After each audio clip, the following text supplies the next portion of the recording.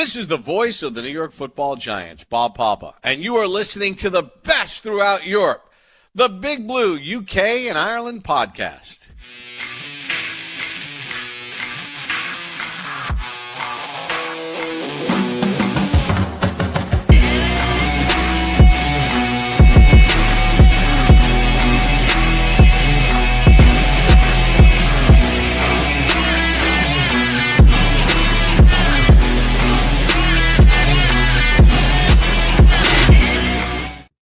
Welcome back, Giants fans, to the latest edition of the Big Blue UK and Ireland podcast. As always, we are proudly in association with Annie's Man Club. Let's remember, it is okay to talk. Tonight we will be, any second now, 80% British, 20% Irish, but as always, still 100% Giants. And ladies and gentlemen, it's been 7 long, tedious months, but the regular season, 2025 regular season, is finally here. It kicks off tomorrow. Tomorrow night it kicks off. Hallelujah. Football is back on our screens once more, and we're back to preview Sunday night's game, well, Sunday afternoon, evening's game against the Washington Commanders, looking at key areas on both offense and defense and how we can win this game. We're going to eat a dub come Sunday night, and let's hope so. Plus, later on, we'll give you our score predictions as well. Get them in the comments if you're watching, and we'll read them out as well. To deal with that, I'm joined by Kev, Aaron and Craig. And very, very shortly, we will be joined by Shane as well. So we'll be a first full barn of the season. Boys, how are we doing? Yeah, good. Like you said, football season is back. Just informed the missus now, it comes 6 p.m. every Sunday evening. I'll be trotting up to my man cave. Have you got your permission slip signed, yeah? Oh, permission slip signed. It's like just done auto repeat. I just get it done every season now. But yeah, no, I cannot wait. I mean, like you said, such a long season. Like there's no other sport that has sort of like this length of an off season, and it's just like it's such a long wait. But you know, good to have it back, and you know, it's our first preview of the season. Not only that, it is the first preview for a certain debutant in the bottom left-hand corner over there as well, who gets to join us for one of these. And it was only right to have all of us eventually when Shane reappears on the first preview of the season, because I get the feeling it's kind of going to be a bit of a hodgepodge mix of who's on each week and all of that. But it's always good to have all of us on straight away. Yeah, it's exciting. It's that there's now an NFL game every Sunday for the rest of the year, right? There's a Thursday night game every Thursday to the end of the year, and a couple of extra ones on Thanksgiving. So we're in that window. And like you said, Kev, I submitted the notice that every Sunday now I will be unavailable into the end of the year. Now I didn't play American football this year, so it's normally like a year-round thing. So normally it's like the Brit Bowl is this weekend, and then we go straight into the NFL and then as soon as the NFL season starts, it's pre-season training. So she's luckily she had an off season this season. So yeah, we're raring to go. There's a big question in the comments though. Was Mayo allowed to move his lazy boy upstairs? Not yet. Well, not yet. Well, actually, I tell the truth, I was too lazy to move the lazy, which is probably all you need to know. Ironic, very ironic. Yeah, I mean, I can't remember who made the comment. I think it was Steve. Missed the game previews and reviews. So have we. We've missed them. We've not had them for 7 long bloody months. And it's just great to be back and actually talk about a game that's coming up this weekend in what, 4 days' time? So looking forward to getting into it. And obviously our review of the game will come next week as well. So getting back in the swing of having 2 pods a week. Aren't you lucky, ladies and gents? You are very, very lucky. You get to see us, these mugs, twice a week. I'm going to just do Shane now and just go off on tangents and stuff like that. But mainly because of the fact, I just want to give a shout out to Scott, because Scott's been on the pod before. He's obviously a Commanders fan. He was the Commanders fan of the year, I think it was last year. He did the draft pick announcement. Those guys are actually flying out for tomorrow's game. I know that there's a big contingent of the Commanders UK fans going out there. So fair play. I hope you don't enjoy it. We all hope you don't enjoy it. No, I mean obviously enjoy the spectacle and the game and the weekend and everything, but we hope you're The result. drowning your sorrows come Sunday night. Let's put it that way.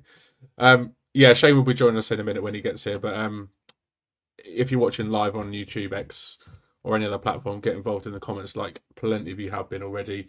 Send us your questions. Get your game predictions in there as well. Like I said, it's going to be a tight one. We're looking forward to the game on Sunday. And don't forget as well, if you haven't subscribed to the channel already, get that subscription on. Give us a thumbs up. Hit the bell as well to be notified of when we go live. And Aaron, how many stars? Give us a 5-star review on your podcast platform of choice. We appreciate the love. There he is, Shane. Evening, mate. How you doing? Yeah, I'm all right. Sorry, had a quick phone call. I had to take. Yeah, all good. Glad to be back for the season. Always. Just need to check what time that train departs on Sunday evening. Let's hope it's not the tank train. Hopefully, what we see this season is you putting your shades on quite a lot. The shades will be. The shades will be going on pretty much every podcast, I reckon. Good. That's what we like to hear. They're going to go on tonight, or is that a spoiler? Nah, I'm going to keep it for reviews.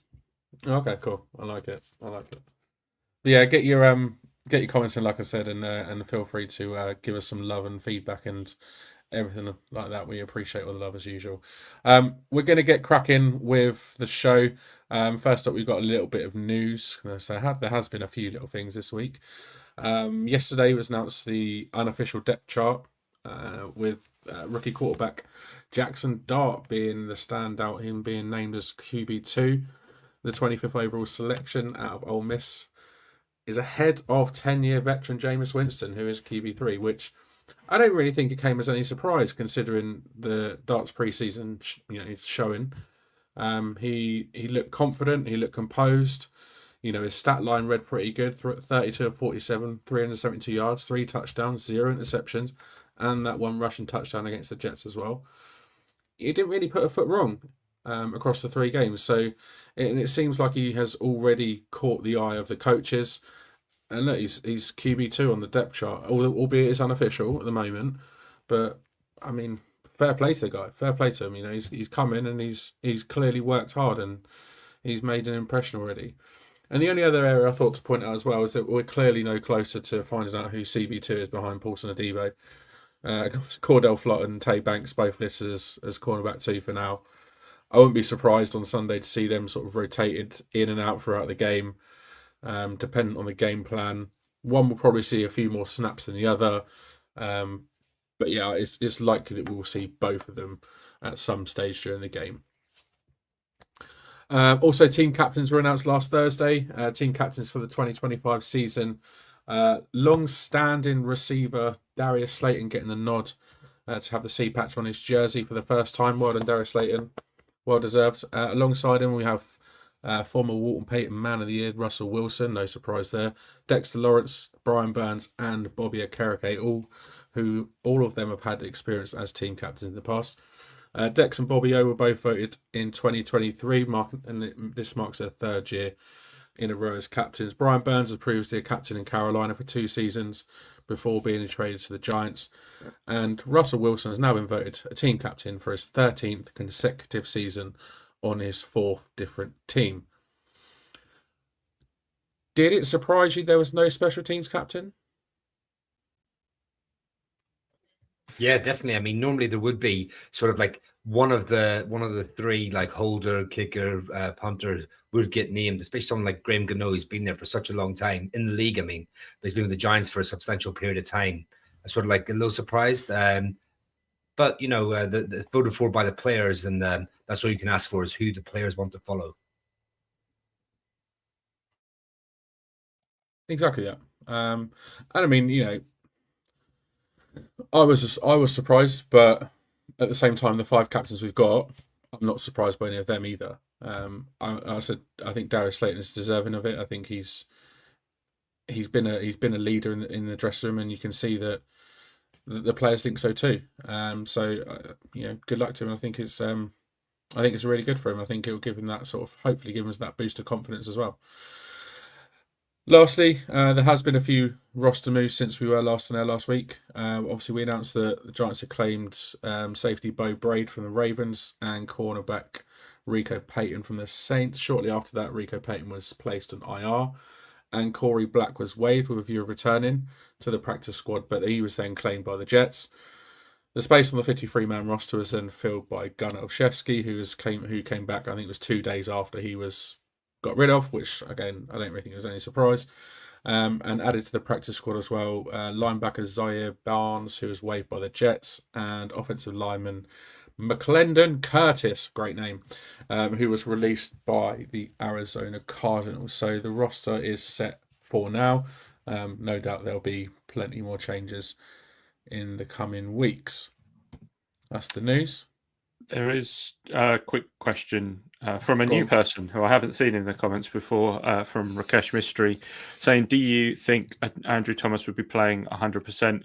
We're going to touch on that a bit later because I think there's a discussion around Andrew Thomas, but just bear in mind that the injury report has just come out for today, the first of obviously 3 that we'll get before the game goes live, and Andrew Thomas is the only player on there who's listed as limited with a foot injury, which we all know what that foot injury is, and it's the same one that he's been dealing with for a while. So watch the space, but we will be going into that in a bit more detail later.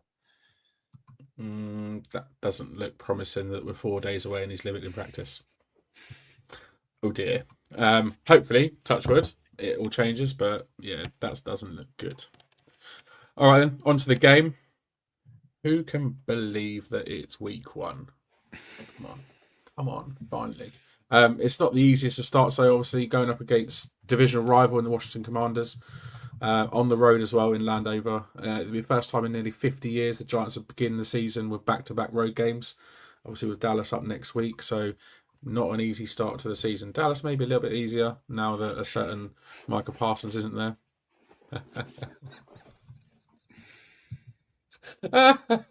Oh dear, what a shame, Dallas. Not laughing at all. Craig, give us the lowdown on the game, mate. Yeah, so after a few years of it sort of flip-flopping and the Giants being able to beat the Commanders quite handily because for some reason Daniel Jones turned into prime Drew Brees whenever we decided to play to play the Commanders and put up points and yards. Last year was not one of those. The Commanders flipped the script and swept the Giants. First game saw kicker Austin Seibert hit 7 field goals in a loss that was basically caused by roster mismanagement on our part. They then went on to win 21-18 in a narrow victory. And then the second saw Daniels throw for 2 touchdowns in a 27-22 win. That took the overall record to 108 Giants wins, 73 Commanders, and 5 ties. Aaron is predicting a tie at some point this season. So, could it be week 1? Now, the off-seasons did see the Commanders' offense change quite a bit. They executed a trade for Tunsil to shore up their offensive line. And actual fact, if you look at their offensive line, 9 of their linemen, 5 of them are brand new. So they've drafted and they've recruited on that line to try and shore things up to stop Jaden Daniels having to run for his life, although he is very good at that, shall we say. They traded away Brian Robinson at running back. They've still got Austin Eckler, but the hope is that rookie Krosky Merritt can fill his shoes to a degree, and they'll probably go for more of a running back by committee, I'd imagine. And they traded. I don't think Eckler's active for the game either, is he? I haven't seen their injury report. I'm sure I read something he's not even going to be activated for the game. Might be wrong. Let's hope that we don't get anything from them in the running game then, because that would be good. And they also traded for Deebo Samuel, who obviously is very versatile. He can kick return, punt return, be a running back, be a wide receiver, probably wildcat it. He can do it all, but he is aging. I think that's probably safe to say. He hasn't been the same Deebo Samuel the last 2 seasons. Defensively, they are deeper at defensive line. However, their linebacker, safety, and cornerback units are top heavy, I would say, with questionable depth behind them. we were chatting about this before we came on air. Will Harris, the new safety, is not Jeremy Chin, so that is a downgrade at safety for them. And cornerbacks Jonathan Jones and Trey Omos have both been brought in to try and elevate the play they had out of St. Just in 2024, but they still do have Marshawn Lattimore and Mike St. Strill, who are, well, St. Strill's good and raw. Lattimore's been maybe on a bit of a decline, but yeah, they've made a few moves there. Nice. That's the Commanders. It's going to be a tough game. We all know that. They looked good last year. There's been a lot of changes on their roster this year, so let's hope we can take advantage of those changes. All right, let's take a closer look at the offense then. Kevin, Aaron, over to you boys. Yeah, so and I think probably an offense that's returning potentially 10 of the 11 starters that started last season. We still have a little bit of an unknown at who's going to start at right guard. It hasn't been confirmed, but we're all expecting it to be Greg Van Roten. Could be Evan Neal, but something to watch for that first drive, who's lining up at that right guard spot. And that right guard spot is going to be fairly important because, as Craig said, the interior defensive line was strengthened with Javon Kinlaw coming in, and their defensive tackles is the strength of their unit. The edges are not something that we particularly worry about, which might be important because, as we said, Andrew Thomas is limited, and with a new quarterback, we're hoping some of our offense is solved by the new quarterback. Some of the sacks stats are down to how long the quarterback holds onto a ball, and we know that maybe Russell Wilson's history likes to get the ball downfield and holds it on a little bit more. But what we need to see is that offense go from being 30th, 32nd, 31st in the league in a number of stats, particularly on that first drive. We'll kind of get that view and see where we step up. If at the end of the game we've had a really good performance from the offense, let's just take a breath, because remember, this Commanders defense won a lot of close games. Again, I mentioned this in the round table pod, but the quarterback lineup that they put up their wins against was Daniel Jones, who we cut out and got out of town as quickly as we could last season. Deshaun Watson, who's not playing at the start of this season. We've got Andy Dalton, who was benched for Bryce Young, who hadn't performed well until he came back. They went rookie Caleb Williams, who, again, rookie, didn't have a great rookie season, didn't win Rookie of the Year. They had Cooper Rush. They had Will Levis. They had Jake Haener and Spencer Rattler, who has won the starting job in New Orleans. Kenny Pickett, who's just been not the odd man out in the Browns room, and Michael Penix Jr., who was a rookie, and a backup Trey Lance. And they only just beat those guys. So maybe not the best defensive test to go against. So anyway, that offensive line is really key. Hopefully we see that step forward. But if Andrew Thomas can't go, who are you starting at left tackle? Bo? Maybe? Or are we starting Hudson, who's been brought in as on the reasonable money to be our swing tackle? Kev? For me, I think you have to go with Hudson. I think he's been brought in specifically. He's been paid a good chunk of change to come in and be that sort of like left tackle. So he was brought in to be a swing tackle, but now I can see the way that they've done the depth chart and the way they've been doing the reps. Although Bo's been getting reps at left tackle, I think you can see very much that they want Bo to learn and master that right tackle spot. So I can see them starting with Hudson, definitely to begin the season if needed, allowing Bo to sort of learn that right tackle spot more. So although it might change further down the line, like later on in the season, if it's needed at left tackle, again, that Bo would get the nod then after getting a bit of experience. But I think to start the season, from the investment they put into Hudson, I think he would get the nod. And Craig, Shane, Dan, one-word answers in that order. Bo or Hudson? Hudson. was our next. I didn't keep up with what you said. That's not one word. Go on, Shane. Hudson. Dan? Yeah, Hudson. So yeah, I think that's where we would expect it to go. Obviously, Bo's experience was all at right tackle. What about flicking Illuminor over to left tackle and playing Hudson and Bo at right tackle? That's the other option that they've got in their backup. So, but we'll see. This is what the kind of when we haven't seen an offense, or we've only seen limited action and starters limited action. There's all of these unknowns that can get you that we have to do the maths and work out the solution. And I think I've done that successfully, as I said on the pod, and what I predicted for us to do. But Kev, what's about the passing game? Yeah, I mean, talking about the O-line there, like, leads me nicely on to two things I want to talk about. The first one, obviously, being Russell Wilson.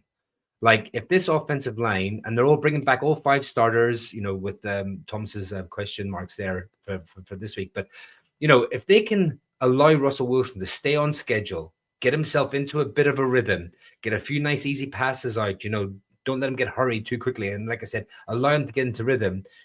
We should be able to see a passing game that's a lot better than what we've previously had in the past. I mean, will Neighbors get a lot of targets? Of course. But I'd love to see the ball distributed a little bit more and maybe use Neighbors as a little bit more of a decoy. I think like Slayton and Robinson would really need to have like a good game here and sort of like get the ball to them a little bit early as well and get them, catching the ball and get them into a bit of rhythm. But like looking at the Commanders DBs, Craig touched on it there. They've got a rookie, Trey Amos, hasn't played in the league, although we were high on him in the draft period. Marshall Lattimore, the other cornerback. Now he has been a very, very good cornerback in this league, especially for the Saints. But last year, he didn't have anywhere near his usual like high standards. I think his coverage grade last year was 58 on PFF. Mike Sanistril, he's a good, not great nickel cornerback. And then Quan Martin, again, his coverage grade was 59.2 last year. And they've just brought in Will Harris.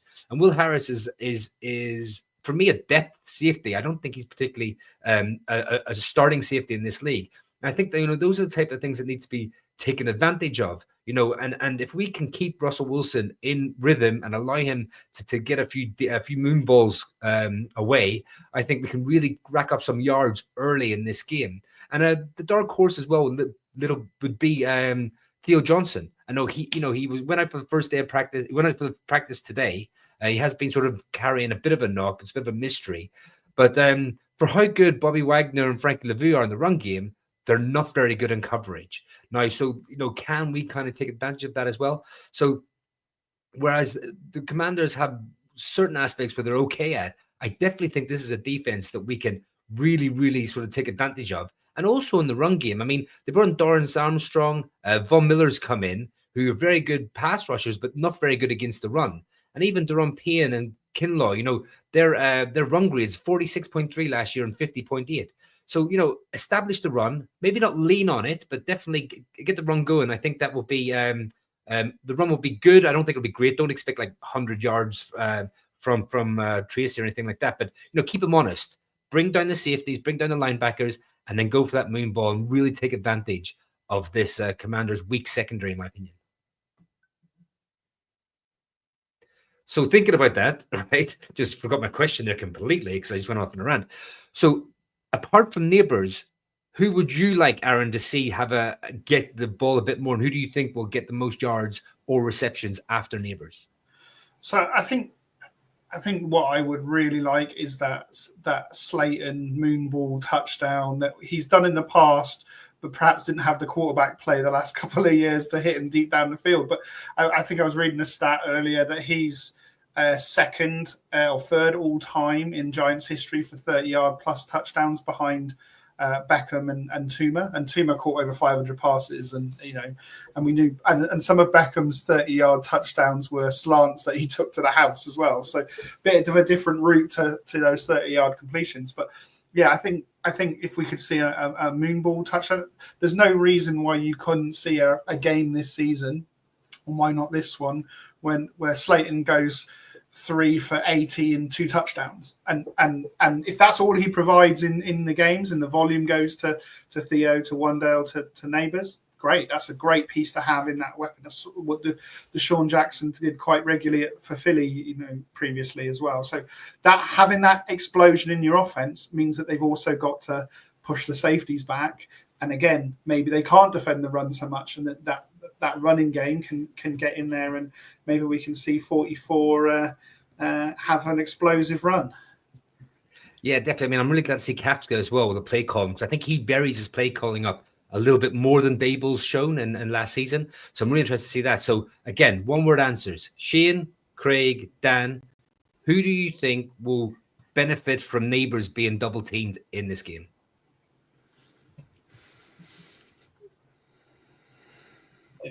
I'll go first. I'll go for Theo Johnson. Theo's who I'm kind of keeping my eye on. And I don't want to put a downer on things, but like I do worry about what our offensive attack looks like, because it's not very different.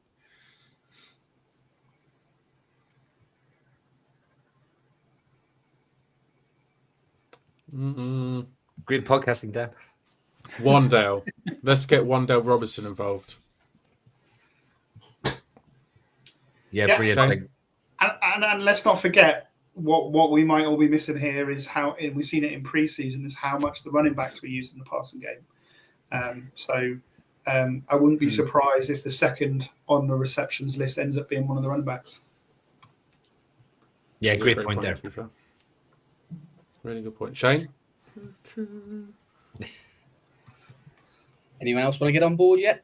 I thought you were taking the tangent train out. Nah, the brain's working overtime at the meet. We've got time. We'll see what we're left with. I don't want to get derailed in the podcast completely. No pun intended. We'll let you off. No, it's it's a great defense, great matchup against the Commander secondary. I think it's there for the taking, in all honesty. And hey, if Russ can throw a bomb downfield and we can take advantage of it, then yeah, I'm really excited to see what Slayton's like in a true number 2 role this second season, with a quarterback who does get the ball out on time, who can throw a perfect sort of moon ball that he sort of like is excels in catching. So definitely looking forward to seeing him in the second role. I mean, Theo Johnson's injury, that's a little bit up in the air, but he proved last year that he had moments where he showed he could be a real weapon. I just want to see him on the field, availability, and just a little bit more consistency as well. Okay, tangent train, seeing as though you asked for it. Oh, I was just about to take the train out the station myself there. Mine's very quick and easy, once fair. Would you dress 3 quarterbacks on Sunday? Let's say Russell Wilson goes down injured, touch wood he doesn't, and he stays fit for the season. But would you be confident enough to potentially put Dart out there week 1 if he's named QB2? Or would you turn and say, you know what, let's dress 3 quarterbacks, and if the game's dead and buried, maybe Dart gets some meaningless snaps. But if the worst happens, we're not throwing Dart out for an entire game. Yeah, so that's exactly where I was thinking, Shane. I would dress 3 100% in this game, and that's partly because the roster's fully healthy. So we're not necessarily worried about depth at other positions. So let's dress 3 quarterbacks. If Russ has an injury and can't continue, you can go straight to Winston. If the game's a blowout, either way, you can go to Dart and get him some reps, and you've got all your options open. You're not having to cover it. That's what I would do in this game. 4 or 5 games into the season, maybe it'll be a different matter. But we'll find out when the inactives come in, and we'll know if they're addressed as an emergency quarterback or not. What's their plan? Yeah, I would. I would. It'd be nice. Yeah, I mean, I would. It'd be nice to get Dart some action when we're like 21 points up in the fourth quarter. Which was thinking prediction. So the other tangent train is I've literally just read a tweet here where it said, who is the first QB to be benched this season? It's got the betting odds for it. The favourite is Spencer Rattler, then Joe Flacco, then Daniel Jones, fourth is JJ McCarthy, and fifth is Russell Wilson. Who's JJ's backup? They just traded for someone random, haven't they? It's a good question. Did they trade for? Have they got? I'm Ellinger.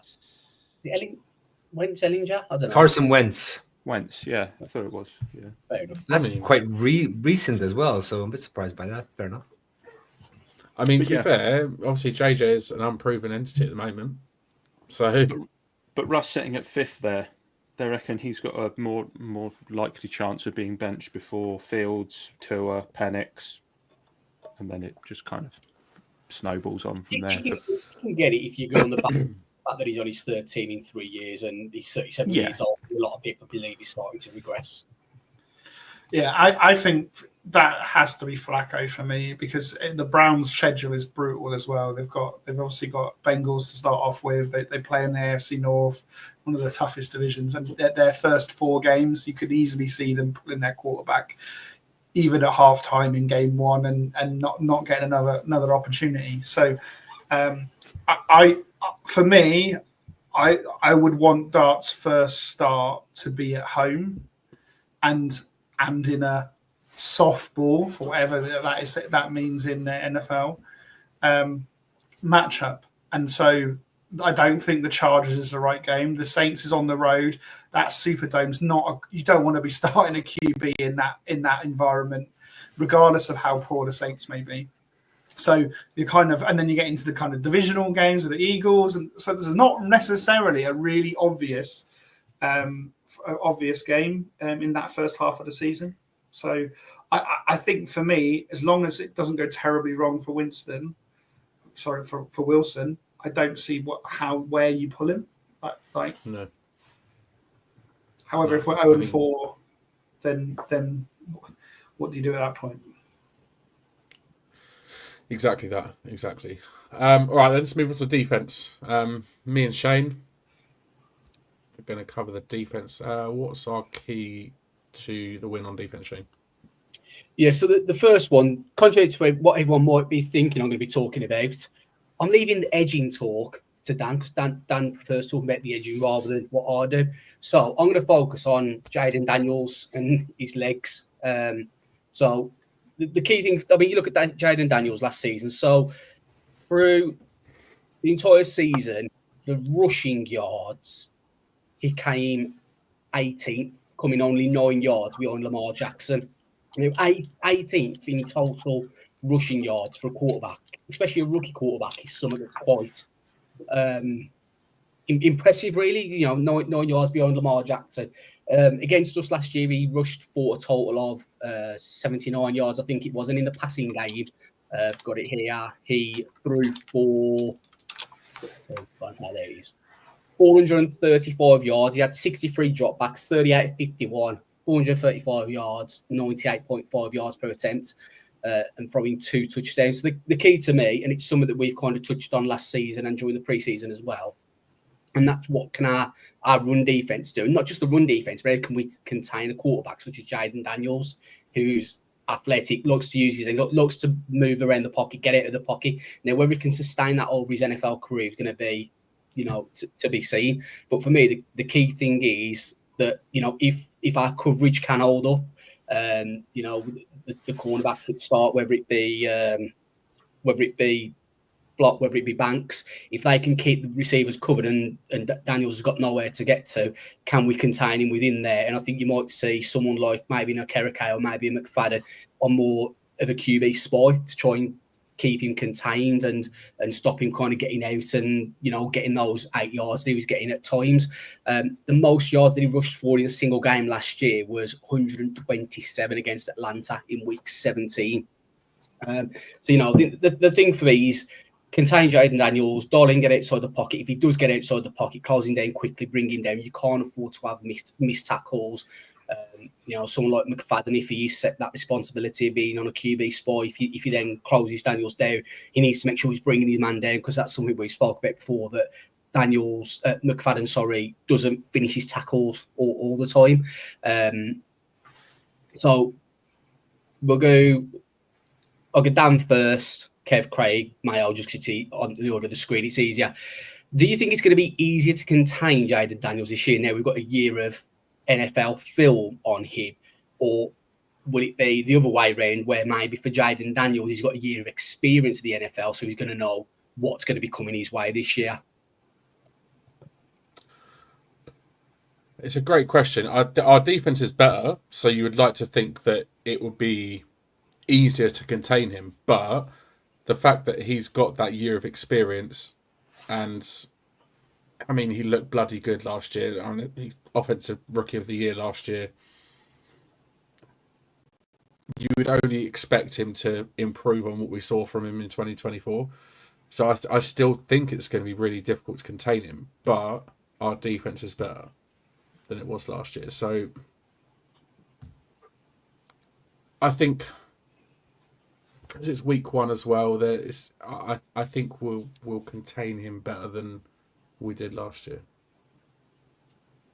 Yeah, I think with all defensive coordinators having a full year tape on him in the NFL, I think they'll be able to pick up tendencies and be able to put plans in place for when he sort of does take off to a certain extent. I mean, you can't, when everything breaks down and he goes. But also, I think like he might want to be a bit more reluctant to go and hold on the pocket. Sometimes you see these players trying to, they know they can escape, but they want to try and prove or show that they can be pocket passers as well. So I think he won't reach the heights he reached last season. I think most rookies who come in a quarterback have an outstanding season, don't necessarily have a sophomore slump, but they don't sort of like reach the heights they do again until later on in their careers. So I think it's a mixture of, having more game tape on him to see tendencies, and also him wanting to stand in the pocket a bit more and deliver the ball. You might see him not run for as much as he did last year. Yeah, it might come down to two things. I think if he gets a hard hit on him, a la, like what happened with Lamar, and when Lamar came into the league, it was a lot of teams sort of started targeting him a little bit more just to try and shake him up and force him to stay in that pocket.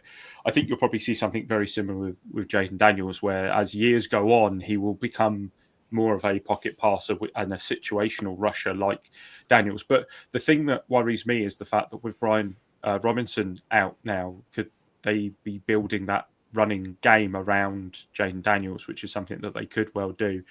And at the moment, we showed it in the preseason, the second Dex goes off the field, that's the time to run against us. So we need that pass rush to be good enough that we don't have to take Dex off for running downs. We can force them into passing downs by negating their yardage that they gain and forcing them into third and longs. Yeah, I think game script's really important, right? We don't want to be playing behind in this game. So personally, it comes down to Shane Bowen and how he's going to call his defense. And actually, I would rather be aggressive and take Jayden Daniels off his spot and force him to be worried about where the blitzers come in, where, this one, rather than necessarily, there's some talk about playing Carter as a spy because he's done a stand-up linebacker and all that kind of thing. Personally, I want Jayden Daniels worrying about Abdul Carter, not us worrying about Jayden Daniels. But you need to have points on the board to be able to do that. Exactly that. If Washington go up early, it just opens up their playbook and allows them to start to run the game as well. And the thing is, he reminds a lot of people. He reminds me as well of Robert Griffin. And you look at Robert Griffin's second season comparison to his first season, he had a bit of a slump. Granted, I think he was injured a little bit, throughout that second season, but teams cottoned onto him. Teams sort of found him out, and he had, like you said, he had that year of tape on him. So it's like you would hope we'd do the same with Jayden Daniels. That the sort of similar thing happened with Robert Griffin, but I think getting points on the board early is absolutely vital for the Giants. And if we can keep Washington off the board, or keep them to field goals, or just play good defense. You know, if they score, they score, and it's like, if as long as if it's a great play and if it's a great well designed play that will just is what it is, then fine. But if it's when it comes to like things like making mistakes, you don't want to see mistakes. You want to see mistake-free football, especially against a team with a quarterback like Jayden Daniels. He can do some damage, and it's massive to keep him contained. It's a massive thing to keep an eye on him, and I fully expect us to have that spy on him this week as well. It's those third and longs, isn't it? It's when they pick up those third and longs from a scramble, and it's just so frustrating. You know, like especially like a lot of teams play man coverage on third and long, and as soon as you turn your back away from someone like Jim Daniels, you know, and you don't have a spy on him, you know, the lanes open up and away he goes, and it's so 15, 20 yards, job done. You know, first down, move the chains, or is it the chains anymore? Is it the virtual chains? I don't know. But you know, that's the most frustrating thing. And hey, you know, we've had 2 games against them last season. Let's hope we've learned our lessons from them last season, and like Shane Bone's defense comes out and does what it needs to do. The other 2 areas to watch out for on defense, and I thought about, Shane's avoided it this week. I'm going for it. The defensive front, the potential of our pass rush. You know, it's been widely spoken about this off season. One of the best defensive fronts in the league. Abdul Carter's debut in Giants blue. Shane, are you going to be pretty excited come Sunday? Oh, I will be. Yeah. There'll be shades on. I'm thinking about just watching the game every time the defense steps on the field with sunglasses on. Yeah. I'm not surprised. You know, along with obviously Dex, Burns, and Tibbs, that front four's just going to put the fear of death into any offensive line. And yeah, just looking forward to seeing the 4 of them wreak havoc this season. Expect plenty of pressure up the middle from Dex, off the edge from the other 3 as well. In week 2 last season, we sacked Jayden Daniels 5 times. And also, don't forget, Tibbs loves a game against the Commanders. And I think our pass rush is going to be shit hot this weekend. I think there's going to be some exotic blitzes coming their way as well. So that was going to be an interesting one to watch. And lastly as well, I think, Shane, you touched on it in terms of our secondary, but the fact that it's been overhauled this off-season, obviously with the additions of Paulson Adebo, Javon Holland, and obviously alongside second-year guys Drew Phillips, Tyler Nubin, and then that sort of like battle that's still ongoing between Flott and Banks as well. It's going to be it's an improved secondary, and it's definitely going to be tested on Sunday as well. You know, they come up against, in my opinion, one of the most forgotten about wide receiver ones in the league, and Terry McLaurin. And it says it all that he just missed out on the NFL in the top 50 in the NFL's top 100.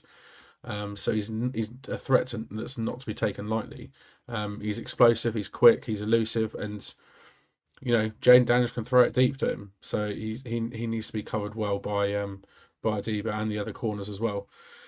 And then obviously joining him in Washington, like you said at the beginning, Craig, is the aging but ever productive Deebo Samuel, and he's another one that's very elusive and he just wriggles free of like a tackle, and it just gains that extra yardage.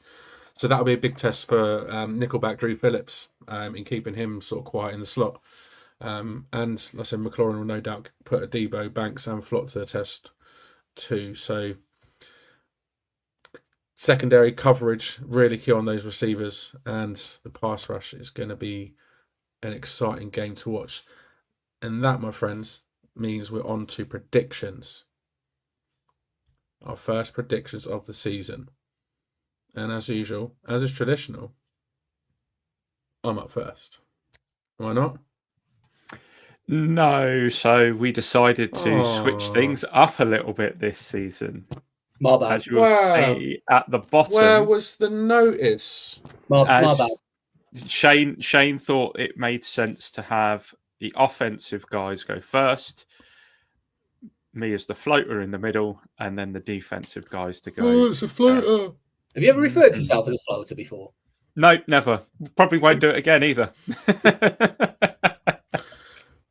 Love it. All right then. Okay then. moving away from tradition then. Kev, you're up first. I am up first. Quite simply, I'm going to go for a 27-20 Giants win. I think we'll see a moon ball. I think we'll get some points on the board early, and I think a defense will do enough to hold on to a lead. And times are changing in Old East Rutherford. Well, the game's been played Nice. there. All right, so that's one in the column for the Giants. Aaron, your first ever game prediction on this podcast. And he's on mute. Rookie mistake. Yeah, say first one on the podcast and not in the chat. So I was like trying to type it in and post it up myself. So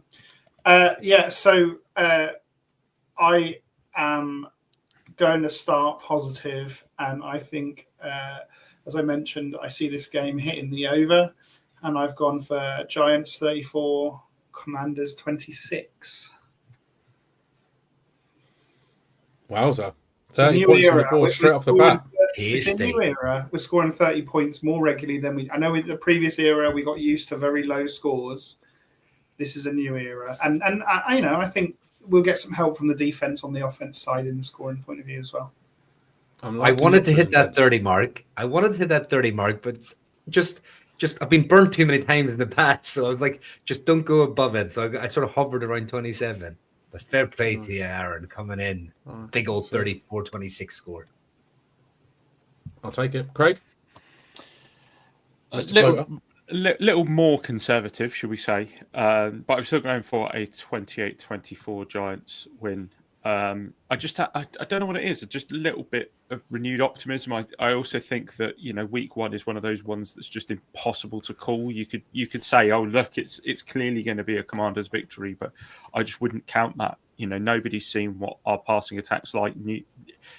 New offensive coordinator, newish quarterback. There's a lot that's changed, and I think that we could just sneak one out here. And I do think that we kind of, these first 2 weeks we need to, because the following 2 weeks are a bit tougher, shall we say? Little bit. All right, it's me next. Cool. Okay. I think it's a pretty tough start to the season, whichever way you look at it. Obviously, you look at Jaden Daniels last season, his rookie year, offensive rookie of the year. Sorry. The Commanders look strong. They scored points for fun. 5th highest points per game in the league last year. 12-5, knocked off the number 1 seed in the playoffs. Went all the way to the NFC title game. It's a tough ask. We've made some vast improvements across the board as well. But Andrew Thomas, is he going to go? Who knows? And that's straight away, that'll be a big miss on the left-hand side of the line. Will Russell Wilson roll back the years? Who knows? Will he give us something to be excited for? Yes, we look good in pre-season, but pre-season.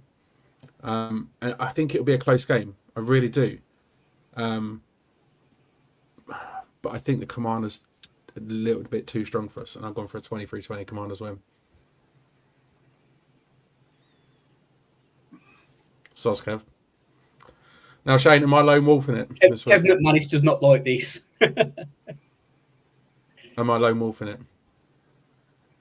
Dan, I thought you knew me. Shane, let him wolf it. I've gone for Washington win. Gone 23-24. I see Washington win it on a last-minute field goal. And the reason for me is it's hard to argue why a team that went 3-14 last year should beat a team that was in the NFC Championship when the only difference on offense is a 37-year-old quarterback. If that was anybody else, if that was Cleveland against Kansas or Buffalo or Baltimore, we'd all sit here and go, no way of Cleveland winning that. So for me, looking at it from objectively, I just don't think there's enough of an upgrade. You're going to be relying too much on your defense, and I've not seen the defense yet to be able to turn around and say, yeah, I'm happy to rely on you. And also, do you know, in the last 14 years, the New York Giants 2 wins in week 1. 2 wins in 14 years. That's a mental stat. But It's pretty crazy. There is one little thing I clocked up on. So, Craig, how did we get on week 1 last year? I don't want to talk about it. Just the results. Well, we lost And where was we? Birmingham, And who was there? all of us, apart from Aaron. Dan, 2 years ago, week 1. How did we get on? Remember whose fault that was, though? Because somebody No, had to no, go for a piss. No. How did we get on, Dan? We were in Birmingham and we got absolutely slaughtered by the Dallas Cowboys. Shane, And I'm who was there? about to knock your idea out of the park now. Okay, are you ready for this? Go on. The last time that I was in Florida at Disney was for a certain week 1 game, the Titans versus the Giants.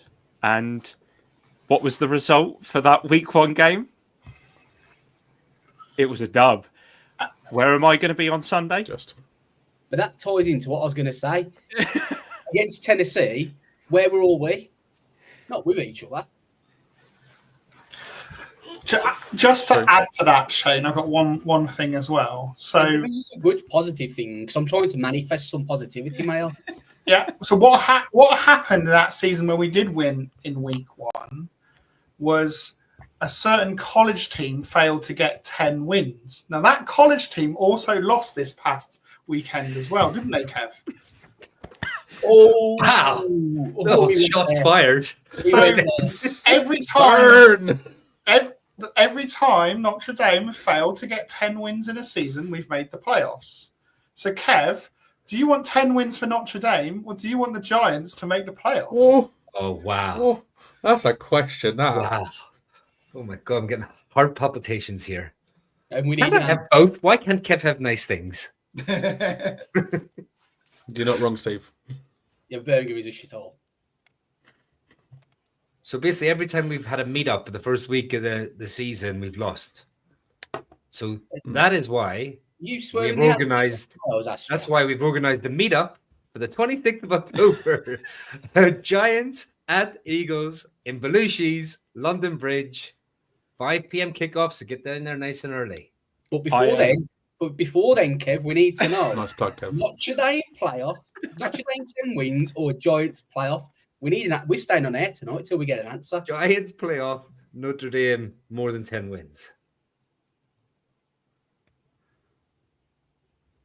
Why can't? Do you know what? It's a serious question. If it's a serious question, We're off the it's a fence. serious. I don't want to pick. He's weighing up his options. Oh Kev's my dodging this God. more than Muhammad Ali used to in the ring. If I had to give an answer, I would want to see the Giants in the playoff. There we go. Nice. And then when I do the Notre Dame podcast, I'll. Nice. Put your hands up, Nice, by the way. nice. Your college team won in week 1. Woohoo! Craig? Yes! FSU, back, baby. Bama who? Is it? None of that. Cool. Craig, how did FSU get on this week? Well, this year it's going to be Kev. How did Notre Dame get on this week? Don't. And our next game is against Texas A&M as well, and that's going to be a tough one. So on next week's review pod, it'll be college review time as well. So let's see how they get on this weekend, Kev. Cool. Predictions are done. They're sealed in. Any in the comments? There are in the Come comments. on. We've had a few. I'm going to start with Keith because Keith's going absolute balls out here. 40 points Yes, from the Commanders. Get in. It's what There he Keith is. is suggesting. I mean, Father I will has spoken. I'll absolutely take that. we do also have a Commanders fan in here who said 33-17 Commanders, which that's not a crazy prediction, should we say? It's not. It's not a. Yeah. Steve said upset on the cards, Giants 27-17. Kieran 24-17 win. Holty 21-14 Giants, despite the fact he's been banging on about the tank train for forever. 24-14 Giants win from Darren and a 2017 Giants win from Chris. So, you know, a lot of love for the Giants. I'm guessing we're all just, you know, drunk on optimism at the moment. Sipping the Still Kool-Aid. undefeated. But you know what? I think Shane made a great point about the fact that, you know, we were 3-14 last season. We're coming up against a team that went to the NFC title game. It's a tough ask. It was a really tough ask. If we do win, are we banning week 1 meetups forever? Yes. Categorically, yes. Yeah, it was not. We'll just go. That's 2 years, We'll just go mate. week 2 instead. Or I think- unless the meetups not in Birmingham. Yeah, there is always that.